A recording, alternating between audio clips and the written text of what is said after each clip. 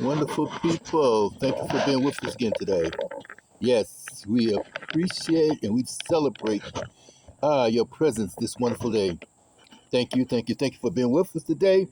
And we want to just share a little something with you because when we are in this world and in this situation, we see that our marriage and our relationships are going off the wall, off the chain, and things are going so wrong and so messed up. It's not funny.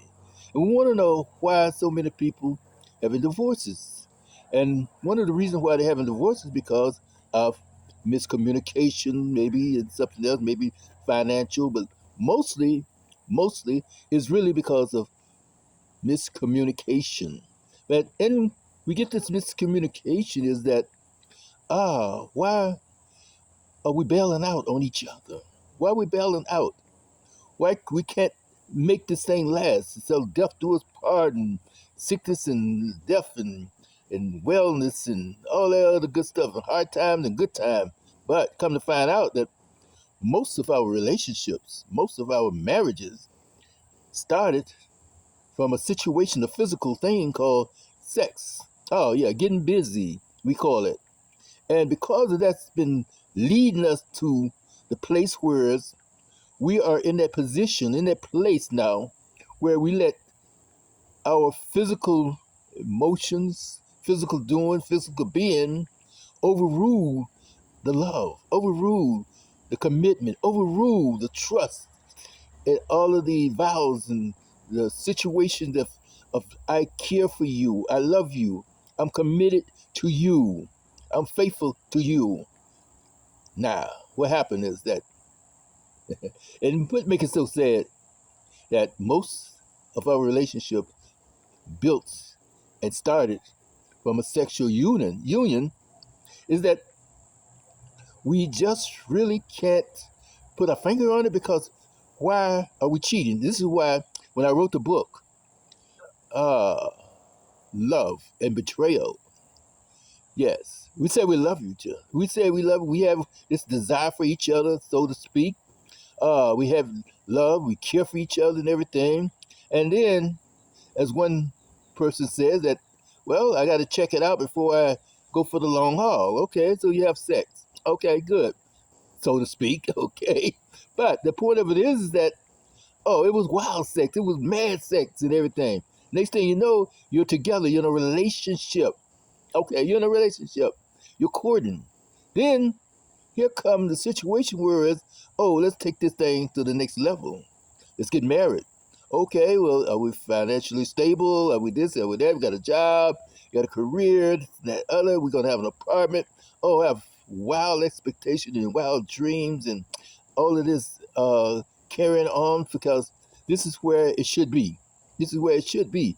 Desire to have a better life, your community, your family, have children, all that good stuff. But you still keep forgetting that the relationship was built on, am I being performed? Am I being cared for in that area? Can he satisfy me in that area? Can I be pleased in a certain area? Because when things go wrong, somebody's gonna bail out. And this is one of the reasons why we are bailing out. And this is one of the reasons why when I wrote the book about why are we cheating? Why do we cheat on each other? And then, and a part of that, it says that are we prepared? Are we prepared for the journey of marriage? Are we prepared for the long journey of the hard time, the rough time, the good days and the bad days? Then that's why we see that we don't we don't hear of too much being the preparation, either with the men or the women. In the old days, like little baby, this little baby, not even 3 years old, was changing her little doll with the wipes. Because this is what she used to do. This is the thing from nature. This is the thing that woman was prepared for, to bear children, more or less. Okay, be a helpmeet, but her main purpose is to bear children. Her main purpose really was to stimulate the man so that the blood would flow in certain areas so that he can perform, so that he can drop that load, and so she can bear the child. Yes.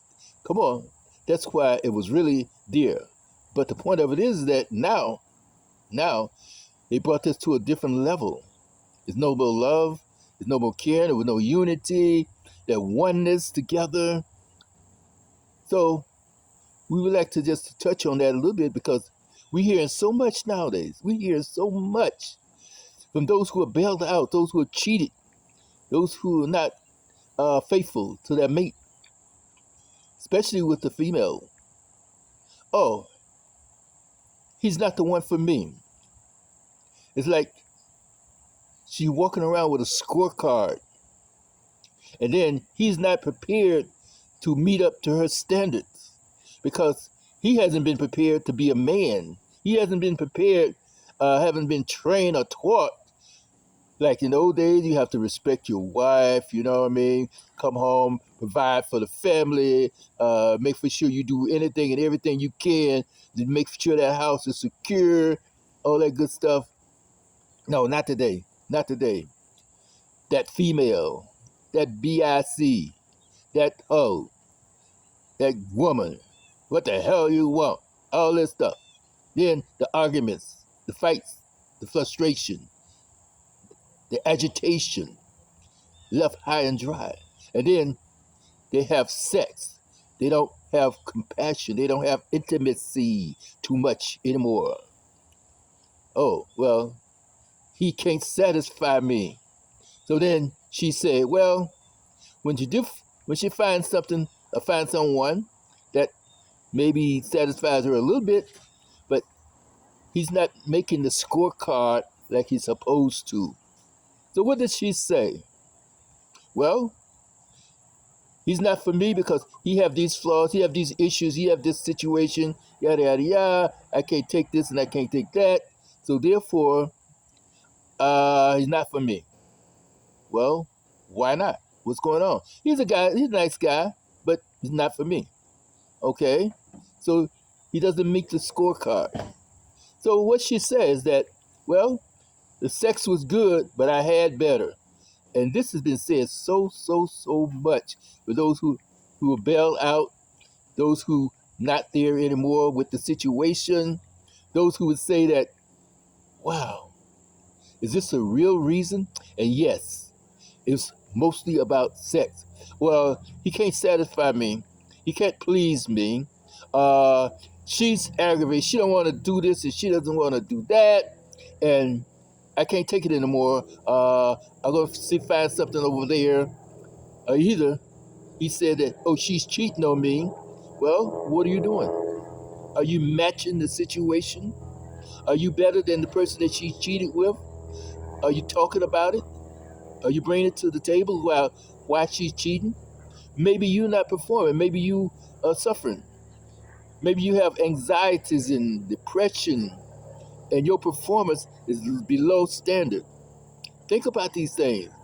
But this is why, now, I want to bring this to your situation. Bring it to the forefront. Bring it to let people know, and let you know, and let me know that this is one of the reasons why we're bailing out so fast. The largest percentage of the people that get married now will be divorced. Will be divorced in the next 5 years or 10 years. 20-year marriages, very seldom. 30-year marriage, almost impossible. 40-year marriage, miracle. But ask those who've been married 40, 50 years now. All that. Ask them how many times have they cheated? How many times have they thought about it? And guess what? There is such a thing as emotional cheating. Emotional cheating. This is another thing that is so prevalent, so high rating today. You could be in the bed with a woman. You be in the bed with your wife. You be in the bed with your husband. And you're thinking about the other guy. You're thinking about the porn situation. Well, that's cheating, my friends. That is also emotional cheating. When you see somebody at the job and you're like, wow, you're comparing them with your spouse. You're comparing them with situation, how they treat you. And then another thing, we get so used to each other that we don't keep that fire going. In the old days in the country, put a log on the back of the fireplace, to keep the fire burning. But we don't do that too much more. So that's why we came today, just to talk about these things. Look at them, and then when you get the book, read it. You'll see like, wow, is this so? Look at it and look around. And there's another thing. Look around, and then ask the question. Ask your friends, ask your neighbors, ask your family even. And then ask yourself, how many dates, how many relationships have you been into? How many women or men have you gone through in life, and what did you get out of it? Take your scorecard, since you're making a scorecard nowadays. It's like some of the women in the church were saying, well, I know that it is wrong to do this, wrong to do that, but when you go get a car, kick the tires and see if it's going to be all right. And that's what they mean too. Yeah. Try it out before they drive it off the lot. So, with that in mind, wonderful people, think about these things. And when we bring other messages to you, pay attention to it. Pay attention. And then send us some feedback. What you think. Okay? With that, we just want to jump off right quick to let you know that it was so good being with you today, sharing with you. And we want to bring you more about why we're cheating on each other. We want to bring you more about how to be prepared for that long journey. And like we said before, communication is key. Yes. Knowing who you are is key. Yes. That's why we said look in the mirror and take a note of that person that looking back at you in the mirror. And when we take a look and look at the person who's in the mirror, then we can almost say like, yeah, okay, I got you. Keep that scorecard going. But don't use that scorecard in the wrong way. Don't use that scorecard in a manner of judging, condemning, critical analysis and all that stuff. But use it as a builder. Use it as a tool. And then it's no good, no use in having a tool when you don't have the lumber. She is the lumber. You have the hammer. So a hammer is no good if you don't have the lumber to drive the nail into. So think about that. In order to build that house, to build that structure, you must have the material to work with. You got the tool, use the tool in a proper way. And that's another thing too. We forgot to use the tool in a proper way. So therefore you'll wear out the tool, the lumber is still there, and now someone else is coming to build the premises, to build the structure that you wanted to build so bad. With that, take care, wonderful people, and thank you. I am Michael Jones. People in Love is on YouTube. People in Love MD. Yes, go to YouTube and subscribe. And then send us feedback when you hear this message, this podcast, or whatever you're going on, okay, this treatment. And with that in mind, take care, be blessed, be blessed, be blessed. And then think about all of this that we said and all these things that we're going through. Share with us, share with others, share. Because people out there need some help. We all need help. We all need support and all that good stuff. Take care. Blessing, blessing, and more blessing unto you until we meet again. All right. Take care. Bye now.